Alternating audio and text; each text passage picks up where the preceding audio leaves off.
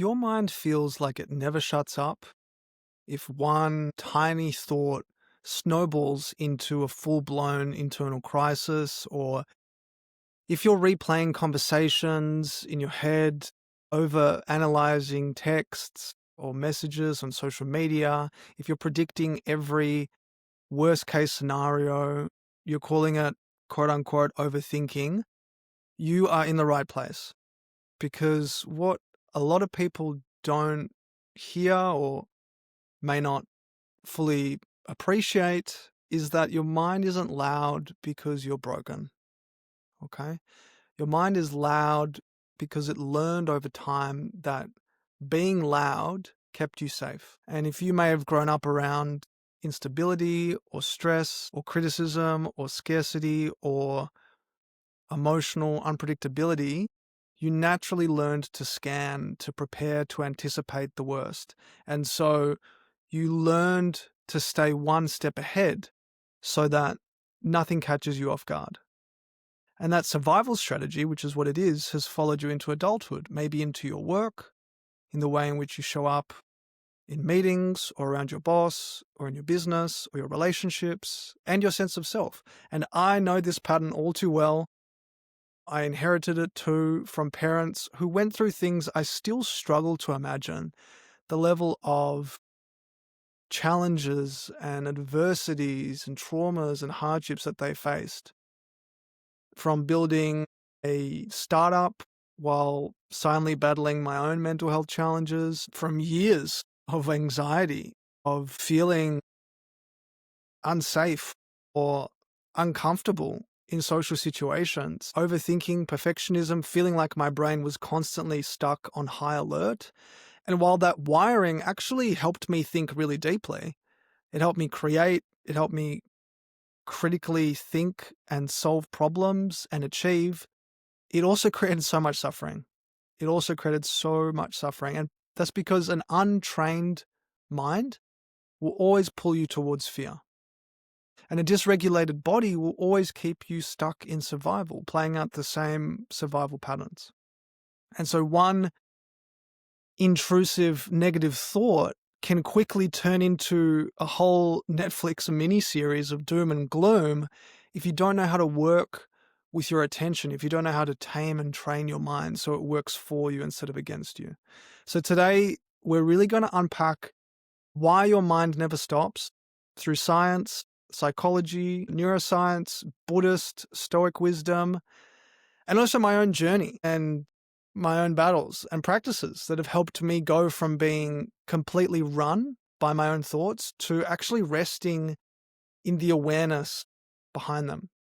I'll also explore why rumination feels so goddamn addictive, especially when it's late at night and you might be trying to fall asleep and it's driving you wild and mad, possibly.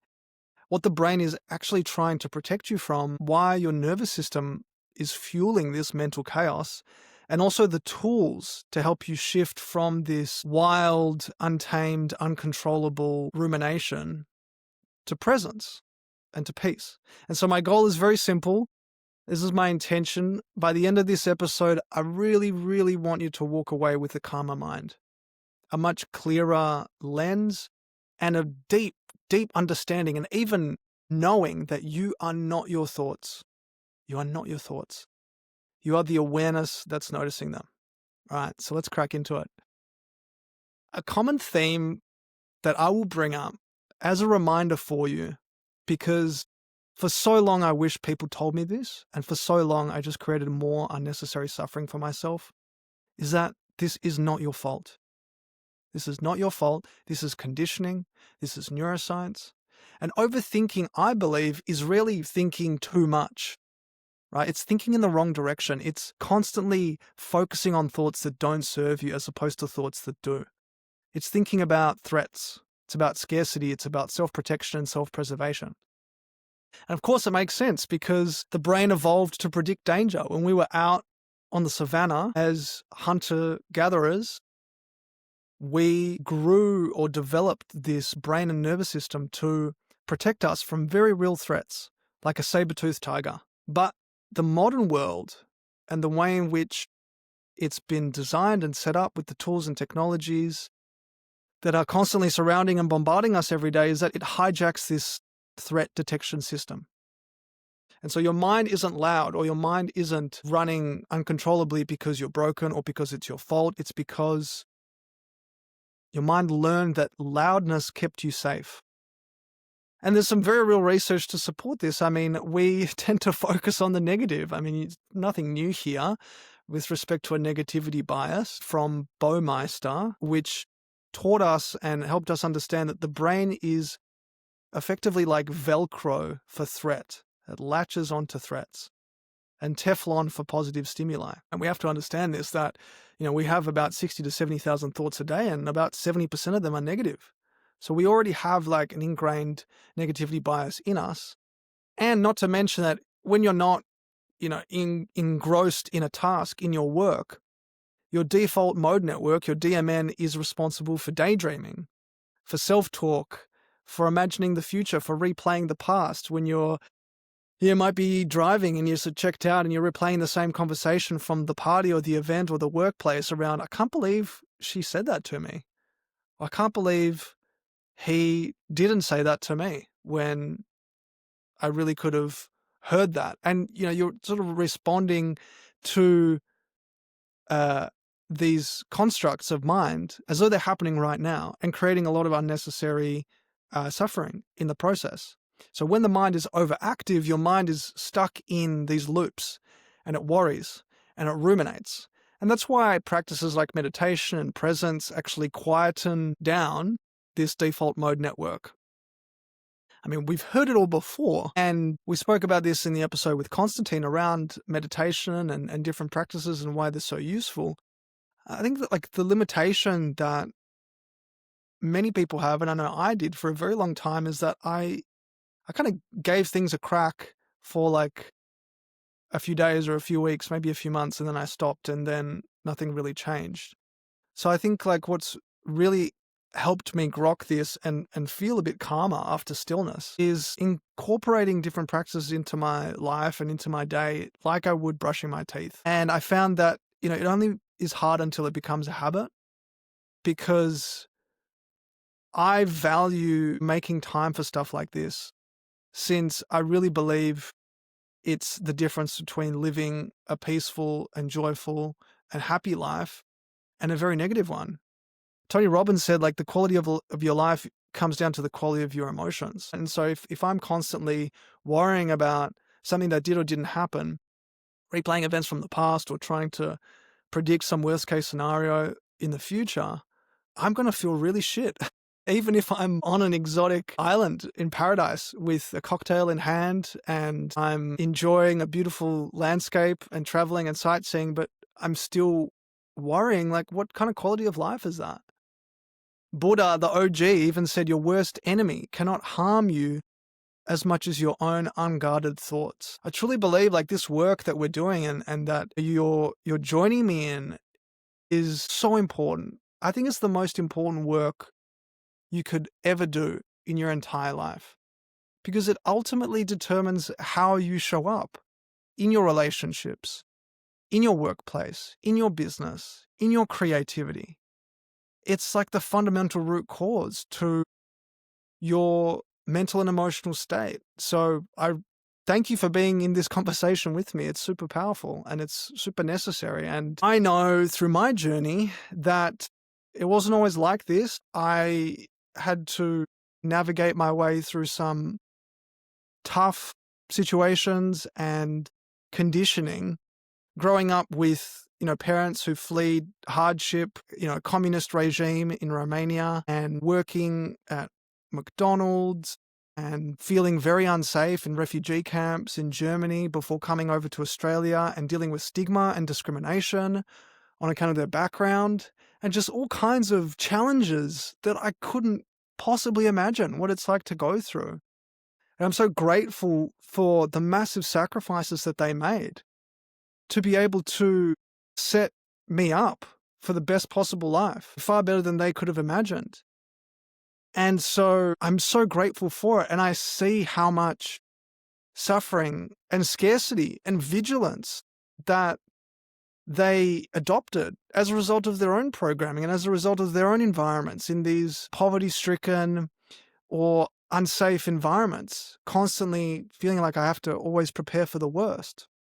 And so from a very early age, certain narratives, certain beliefs I inherited, like you got to be careful or don't make mistakes, or you got to play it safe or don't say the wrong thing. And ultimately, that coupled with my own challenges with substance abuse, absolutely contributed to this, made me feel really unsafe in social situations. I mean, I can recount so many times where I was out at a party, or even like before getting to a party, I was so terrified of going there alone. I like really wanted to go with someone so that I don't rock up alone and then have to try and figure out how to hold a conversation with someone there, whether I knew them or not. I mean, that terrified me. And then even when I was in the situation, in the social setting, I was worrying about saying the wrong thing or trying desperately to say the right thing to fit in and be part of the tribe. And so if you're experiencing this, know that I see you and I see how tough it is. Man, it's really tough. I'll be constantly overanalyzing conversations while I'm in them, or even afterwards, being like, man, I should have said that, or that joke would have absolutely crushed. I wish I thought of it sooner.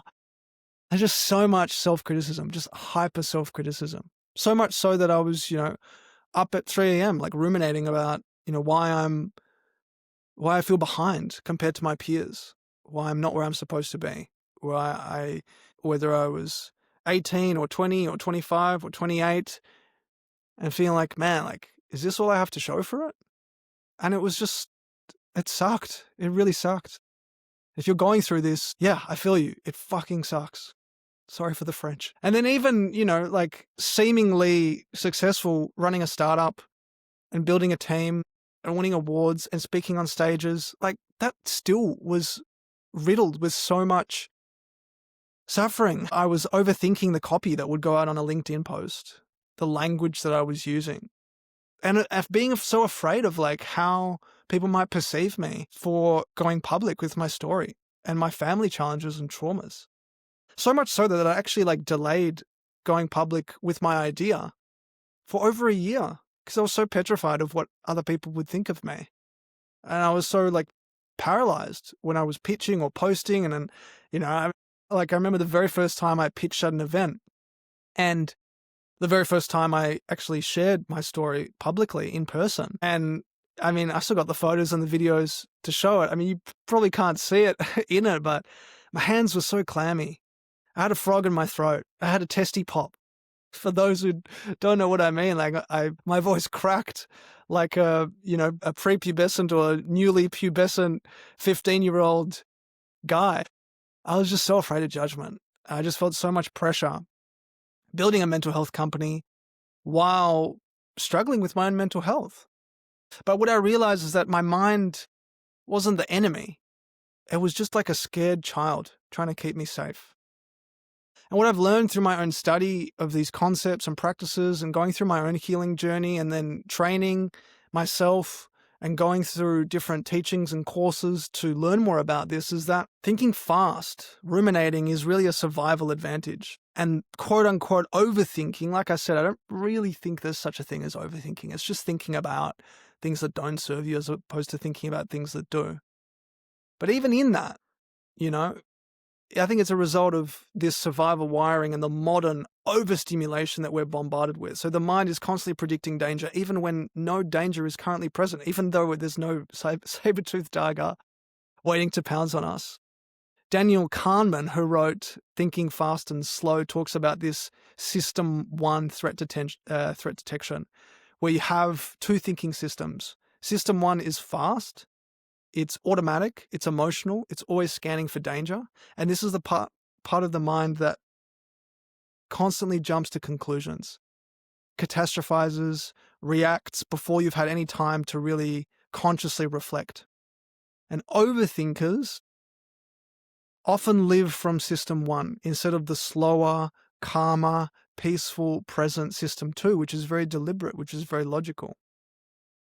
And so this hypervigilance from early conditioning, again, like I want to qualify everything that I share with respect to conditioning and upbringing from a place of genuine respect and compassion for my parents because of the absolute shitload of trauma and suffering that they went through, and the courage and the vulnerability that they showed to really uproot their entire lives to build a better life for me, for themselves, for their future. So it's of no fault of their own.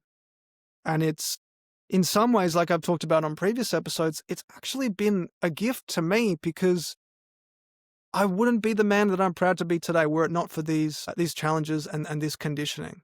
And so I'm so grateful for it. I'm so grateful for my parents. And what I've learned is that children raised around stress, instability, emotional volatility, maybe you can relate to this. If you can, give me a shout. Like, you're my people. I feel you. And I'm grateful that you're, walking this path with me as we learn and unlearn and really transcend this programming. Is that when you're raised in these environments, you're constantly scanning, you're constantly anticipating, you're constantly predicting and pleasing. And the overthinking becomes a strategy to avoid being rejected or to avoid chaos. Gabor Mate, who I reference and will continue to reference because he's the GOAT, I believe, in the trauma space, he teaches that who you are today, your stress, your overthinking, your people-pleasing, your anxiety, they're not flaws. They're adaptations that you learned in childhood to stay safe, to stay loved, to stay accepted. And so the mind that you have now was very much shaped by the environment you grew up in. But true healing happens, I believe, when you update those old survival patterns to match your adult reality. And what I've learned, even through my psychology sessions and journey and mindfulness practices, is that when you believe that every thought is true, it creates so much suffering. Stephen Hayes, who helped introduce acceptance commitment therapy, or ACT, taught that you are not your thoughts. And so instead of fighting them or trying to quote unquote think positive, ACT teaches you to observe your thoughts with distance and choose actions that align with your values. You are not your thoughts. You're the observer of your thoughts. And what this does, as you continue to remind yourself of this fact and you condition yourself around this idea, is that you build a sense of psychological flexibility. It's not about mental perfection. It's about grounding yourself in who you truly are. You are not your thoughts. You are not your emotions. You're the observer. You're the silent witness behind all of that. You can hold space for all of it without getting pulled into it. And it took a lot of breakdowns in my life. It took going through substance abuse. It took getting pulled over with substances, testing positive. It took relationship breakdowns. It took job losses. It took all kinds of catastrophic situations at the time for me to realize that control and attachment create suffering. When we try to grip onto things, when we try to hold onto things with our might and try and impose our will onto something so rigidly, it creates suffering. Buddha, again, said attachment is the root of suffering. And it's really helped me get into this living practice of understanding that I can set an intention for my life. I can have goals, but ultimately I play such an insignificant role in the way in which things unfold for me. Planning is essential, but plans are useless. I can't remember who said that, but it's very true. I think when we hold on to the way things should be, the way this relationship should pan out, the way in which this new job opportunity should unfold, the way in which, my physical health should be, the way things should be. My friend Raf and I talk about this a lot. Mr. Should is coming out again, right? Even in that, things have to be this way. Things should be this way. Things must be this way. It just introduces so much inflexibility and rigidity, and it really does create suffering. So I would encourage you, if you can relate to any of that, is learning how to, have an intention, set goals, absolutely, but hold it lightly, trust that stuff's going to happen, seemingly positive or seemingly negative, and it's all designed to support you to be a better human. If you try and hold on to things going a specific way, I would assert that it will only create more suffering for you.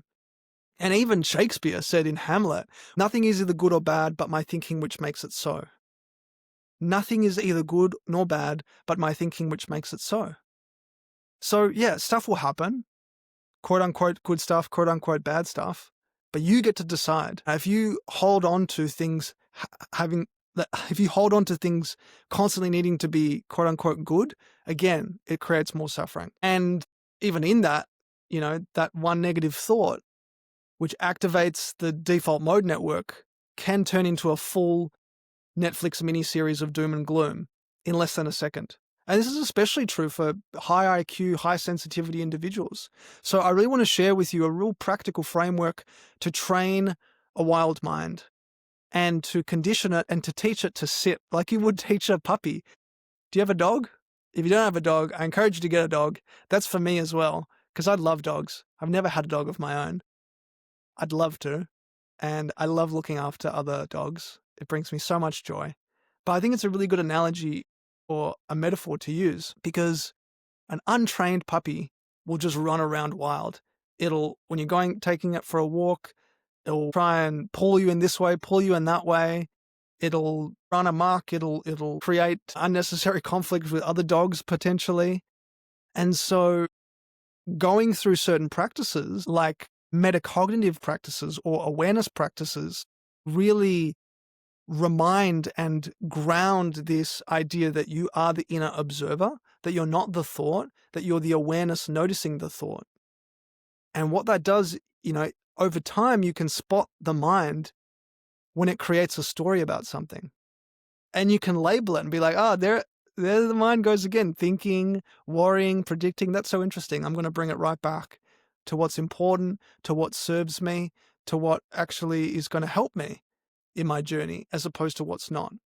An untamed mind will just run around unconsciously and continue to create this suffering by trying to control things and trying to predict worst case scenarios. One of my teachers, who was introduced to me by Constantine, who you met in episode 2, Dr. Daniel P. Brown, rest his soul, a real gift to humanity and to mental health. He ran Harvard's psychology department for about 38 years, I believe, introduced a lot of awareness and Tibetan Buddhist practices for stabilizing the mind to the West. And he taught that stable attention creates stable perception. Dr. Brown's work shows that when your attention is scattered, your perception of life feels so chaotic. And this is what comes back to this idea that, your life is determined by the quality of your emotions. So if your perception of life feels chaotic, then what kind of quality of life is that? That's why these awareness or attention practices are so important, because when your attention is steady, your inner world feels calm. I mean, training attention through learning how to concentrate, which, by the way, we've never been taught how to concentrate. And I believe if you're not learning how to concentrate in this day and age, and you're just on social media and you're just consuming, you're actually teaching yourself how to be distracted. So a really powerful way to pull yourself out of that is to engage in a practice that teaches you how to concentrate. And whether that is through meditation or breath or whatever works for you, right? Like, this is just what's helped me. But I know that when I was ruminating, my attention was scattered and fused with fear. When I learned how to concentrate through specific practices, which I share with my clients, and if this resonates with you, drop me a message. I can share it with you as well, or create an episode around it. It's really guided my attention with intention. And whether you are someone who's in the workforce that has big goals of progressing up the corporate ladder or becoming a leader or running your own business, or maybe you just notice yourself feeling scattered and you just want to introduce and incorporate a practice like this into your life. Technique and that implementation alone can help you reclaim power and inner peace that up until now may have been hijacked. And for me, it's been transcendental meditation. For me, it's been different inner refuge practices as well. One-pointed attention meditations, the concentration practice, which, by the way, there is a framework and a methodology that requires focusing on the breath and the body. But you can even start with something as simple as just focusing your attention on a flame from a candle. It may sound really simplistic, right? But even if you just light a candle and you focus your attention on it for 5 minutes a day, and just notice when your mind starts to wander or you start to get pulled into something that's happening around at home or your phone or whatever, and you bring your mind back. Every time you bring your mind back to the object of concentration, that is a new rep. And just like you training in the gym, lifting weights, or going for a run and improving your cardiovascular fitness, every single time you're training, you are strengthening your mind, you're strengthening your metacognitive awareness, and most importantly, you are training yourself to notice when your mind starts to run off in a wild, uncontrollable way and direction which doesn't serve you. And you can notice that, and you can notice that you're not that sort, and you can have the awareness to bring yourself back. That's super powerful. I really believe, this is what will determine the quality of your life, your ability to place your attention on things that serve you as opposed to things that don't. Now, we talked about the mind, but at the same time, you cannot outthink a dysregulated body. So if the body is constantly in threat, the mind becomes chaotic. I'm going to share different practices with you. Again, I'm going to qualify, again, everything that I share with you. I really want you to try on like a jacket and see if it fits. And I was speaking to someone about this today who said they tried different practices like these and it didn't work for them. And maybe that's you and maybe it doesn't, and that's cool. But the thing is, I didn't really see any noticeable change in my mind or in my emotional state or in my nervous system until I really stuck with something for a considerable period of time, a few months at least, and just really treating it like the most important meeting with a friend or with a client or a family member or a catch up, right? And really treating it like the most important thing, because it's part of building a relationship with the most important person in your life, which is you. So again, see how you go. I really love non-sleep deep rest. This has been such a game changer for me, which is a short guided practice, NSDR for short, that relaxes your body, it downregulates your nervous system, and it's kind of like a 20-minute reset that gives your brain the same benefits of a deep rest during the night without you even needing a nap. It's perfect for burnout, overwhelm, a racing mind. I do it almost every day as a way of breaking up my day and helping me reset before the afternoon block of work. And I love it. It feels like I'm reborn afterwards, genuinely. I wish more people knew about it. I wish I knew about it much sooner. I think it would have helped me stop reacting to shit in my environment unconsciously. It's given me a lot more presence and peace again in my life. Again, breath work, it gives you immediate access to your nervous system. And slow, controlled breathing actually signals to your brain, hey, I'm safe, which is so important. It reduces your anxiety, reduces overthinking, emotional reactivity. What kind of difference do you think that would make for you if you did it before going into an important client meeting?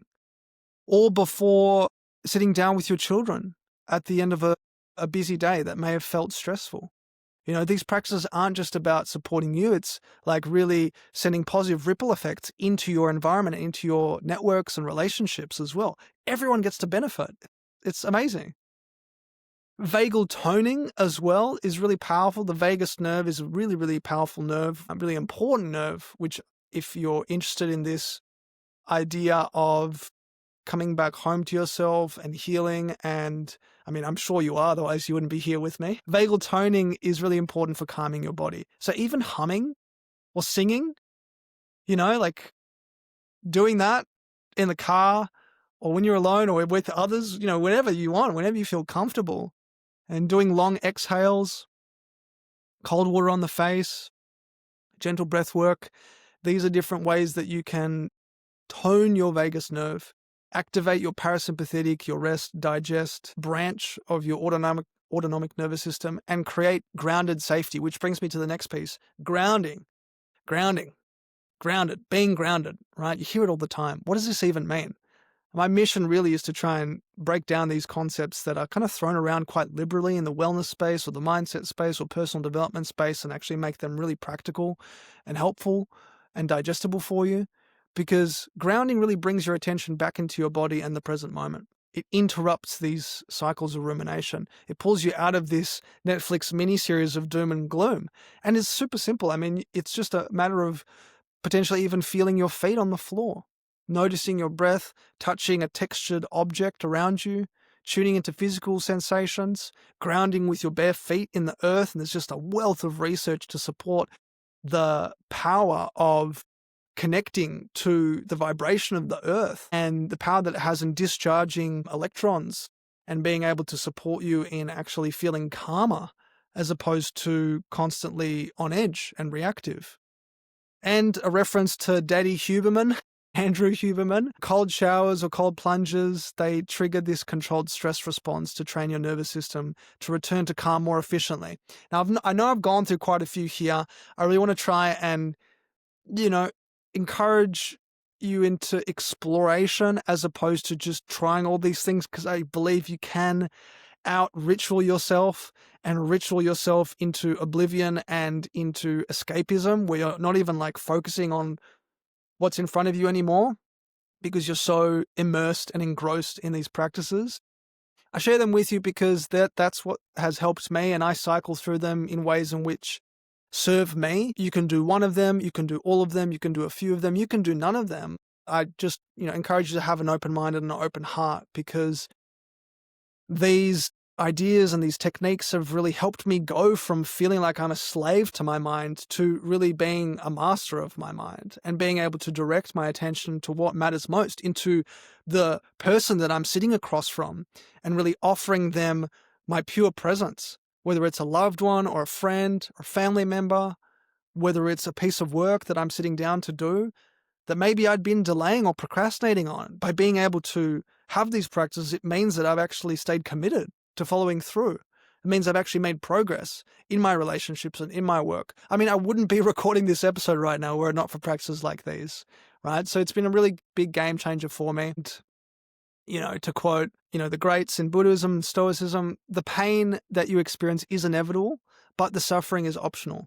So it's really a reminder to let thoughts come and go without gripping at them, without holding onto them tightly. Because what happens when you think a thought over and over and over again, repeatedly, it hardens into a belief, right? And beliefs shape your reality. It might sound really great on a bumper sticker, but it's true. Your belief, for example, I might fail, or I'm not enough, or I'm not safe, will then influence the thoughts that you have on a moment-by-moment basis, catastrophizing, what if this relationship doesn't turn out? What if this new job doesn't work out for me? What if this business idea fails? And so if you're thinking thoughts like that, right, what kind of emotional state do you think you'd be in? You'd probably be feeling really stressed and anxious. And as a result, that emotional state influences the actions that you do or do not take, which might mean that you avoid putting yourself forward into a relationship. You avoid putting your hand up for opportunities. You avoid communicating or pitching your idea. It might mean that you over-prepare, or you become so perfectionistic that, you're trying to control every little tiny detail, so much so that you don't even actually put your work out there or put yourself out there. And then those actions lead to your results, which could be burnout, which could be inconsistency or procrastination or self-doubt. And then you look at your results like a failed relationship or staying small or not communicating yourself and really getting around yourself. And you look at these results or lack thereof and be like, see, I knew it. I was right. I did fail and I am not enough. But it's not the results that have started that. It's the belief that I'm not safe, or that I might fail, or that I'm not enough. And this isn't woo-woo. This is a fundamental understanding of behavioral psychology. This is called a psychocybernetic loop, which I've talked about before. I'll continue to talk about because I think it's important for it to sink in, as it has for me. I call it the cycle of creation in my work with clients, and I think it's one of the most important concepts that anyone can understand, not just for personal development, but just for life in general. Your beliefs genuinely influence your results and your reality as a result. So the antidote to that is to change the belief, to interrupt the cycle, to build a virtuous cycle. And so, to bring this in for a landing, some really easy steps that you can take right now to quiet the mind. If you notice that it's running wild, if you notice yourself constantly ruminating, up at night, you're struggling to fall asleep because the mind is running uncontrollably and you're overanalyzing something you did or didn't say. These are some really high ROI tools, I hope, for you to implement to experience a calmer mind, to experience a bit of refuge and a bit of relief. Step 1 is a 3-second rule. When a thought arises, it could be an intrusive or a negative thought, ask yourself, is this helpful for me? Is this true? Most of the time it's not. And is this mine or is it conditioning?